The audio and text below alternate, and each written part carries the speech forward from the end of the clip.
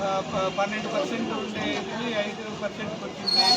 మళ్ళీ మార్పు వచ్చిందా లేదా, ఆ ప్రైస్ డౌన్ అయినాయా లేదా అనే విషయాన్ని ప్రతి పొద్దులక్ష్మి అంటే విలేజ్ ఆర్గనైజేషన్ సభ్యులు ఉన్నారు. అందరూ కూడా మీ దగ్గరికి వచ్చే ప్రజలకు మహిళలకు అందరికీ చెప్పాలా.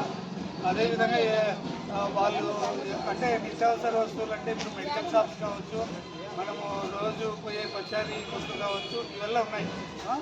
వీటికి ఖచ్చితంగా ధరలు 5%కే వచ్చినాయి. అంటే 12% నుంచి 5% కంటే 7% తగ్గినాయి. కాబట్టి ప్రజలకు కేంద్ర ప్రభుత్వము రాష్ట్ర ప్రభుత్వాల ప్రయోజనం కలిగింది. కాబట్టి వీటి గురించి అందరికీ తెలియజేస్తూ ప్రభుత్వము కేంద్ర రాష్ట్ర ప్రభుత్వాలు ఒక మంచి కార్యక్రమాన్ని చేసినాయి. ధరలు తగ్గించినాయి, జిఎస్టీ రేట్స్ తగ్గించడం జరిగింది అని ప్రజలకు ఒక ఉద్యమ రూపంలో ప్రచారం నిర్వహించి వీధికి వాడకు ఇంటింటికి తిరిగి చెప్పాలి.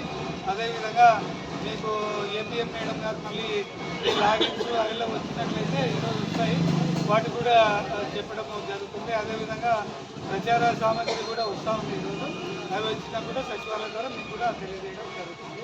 అందరికీ ధన్యవాదాలమ్మా. మన సార్ కాదు